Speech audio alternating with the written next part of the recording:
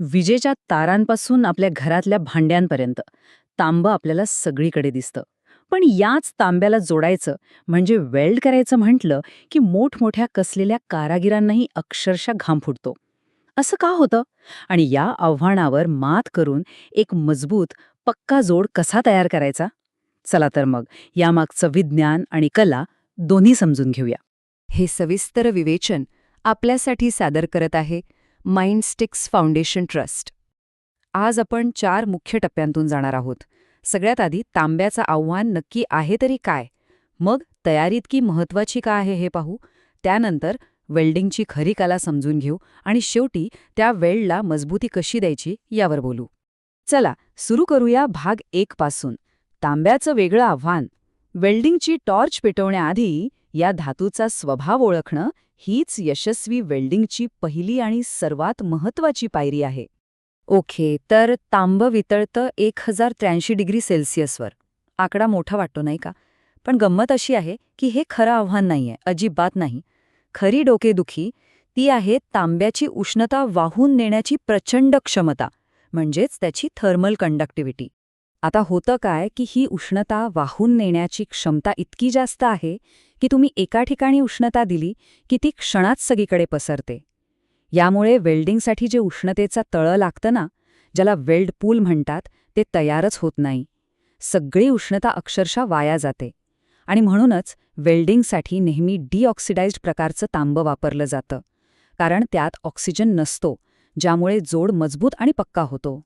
ठीक आहे, तर आता भाग 2, तयारी हीच सर्व काही. समजा वेल्डिंग एक इमारत आहे, तर तिची पायाभरणी म्हणजे योग्य तयारी.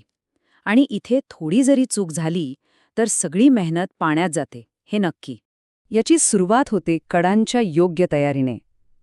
इथे पाहिल्यावर लक्षात येईल की तांब्याच्या पत्र्याची जाडी जशी वाढेल तशी कडांना आकार देण्याची पद्धतही बदलते.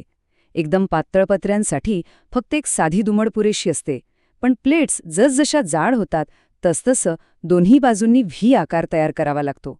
का? कारण तरच वेल्ड आतपर्यंत पोचेल आणि जोड मजबूत होईल.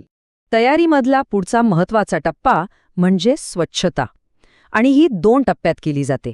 पहिल्यांदा मेकॅनिकल क्लिनिंग, म्हणजे पृष्ठभागावरची सगळी घाण, धूळ खरवडून काढायची. आणि मग केमिकल क्लिनिंग, म्हणजे रासायनिक द्रावणांनी तेल, ग्रीस किंवा पेनचा एकही कण राहणार नाही याची खात्री करायची. कारण एक छोटासा कणसुद्धा अख्ख्या वेल्डमध्ये दोष निर्माण करू शकतो. आता त्या उष्णता वाहून नेण्याच्या मूळ समस्येवर येऊया. त्यावर मात करण्याचा एकच प्रभावी मार्ग आहे प्रीहीटिंग. म्हणजे वेल्डिंग सुरू करण्याआधीच संपूर्ण पृष्ठभाग तब्बल 750 अंश सेल्सिअसपर्यंत तापवावा लागतो. त्याचा रंग जेव्हा मोराच्या मानेसारखा निळा दिसू लागतो तेव्हा समजायचं की तांबा आता वेल्डिंगसाठी तयार आहे. यासोबतच योग्य फिलर रॉड, फ्लक्स आणि नेहमीपेक्षा मोठ्या आकाराचा नॉझल वापरणं अत्यंत गरजेचं आहे. तर तयारी झालीये, आता वेळ आहे प्रत्यक्ष वेल्डिंगची. भाग 3, वेल्डिंगची कला. इथे तंत्र, ज्योत आणि नियंत्रण या 3 गोष्टी सर्वात महत्त्वाच्या ठरतात. यात सगळ्यात महत्त्वाची आहे वेल्डिंगची ज्योत, म्हणजेच फ्लेम.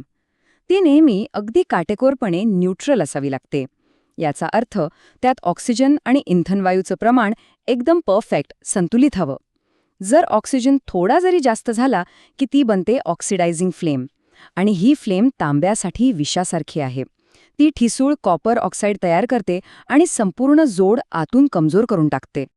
वेल्डिंगची दिशाही खूप महत्त्वाची आहे. इथे बघा, पातळ पत्र्यांसाठी लेफ्टवर्ड पद्धत वापरतात, जिथे टॉर्च उजवीकडून डावीकडे जातो. पण जाड प्लेट्ससाठी राईटवर्ड पद्धत वापरली जाते. दोन्ही पद्धतींमध्ये एक गोष्ट कॉमन आहे: वेल्डिंग नेहमी जॉइंटच्या खुल्या भागाकडे पुढे सरकतं. यामुळे उष्णता योग्य प्रकारे विभागली जाते. इतक्या प्रचंड उष्णतेमुळे तांबं वाकण्याचा किंवा त्याचा आकार बदलण्याचा धोका असतो, ज्याला डिस्टॉर्शन म्हणतात. हे टाळण्यासाठी काही खास युक्ती आहेत, जसं की अतिरिक्त उष्णता शोषून घेण्यासाठी खाली बॅकिंग बार लावणं किंवा मग 2 पत्र्यांमध्ये सुरुवातीला थोडंसं जास्त अंतर ठेवून मग वेल्ड करत जाणं. चला आता शेवटच्या टप्प्याकडे वळूया. भाग 4, मजबूतीसाठी फिनिशिंग. अनेकांना वाटतं वेल्डिंग झालं म्हणजे काम संपलं. पण नाही, खऱ्या अर्थाने वेल्डला ताकद देण्याचं काम तर आत्ता सुरू होतं. ह्या प्रक्रियेला म्हणतात पिनिंग.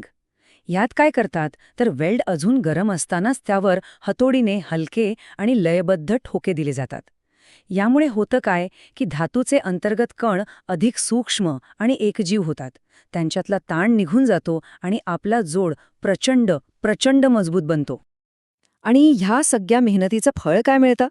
तर एक असा जोड जो फक्त मजबूत नसतो तर तांब्याचे सगळे मूळ आणि उत्तम गुणधर्म टिकून ठेवतो. उत्कृष्ट उष्णता आणि वीज वाहकता, गंज न लागण्याची क्षमता आणि इतकंच काय, अगदी उणे तापमानातही टिकून राहण्याची ताकद. तर मग ह्या सगळ्यातनं एक गोष्ट अगदी स्पष्ट होते नाही का?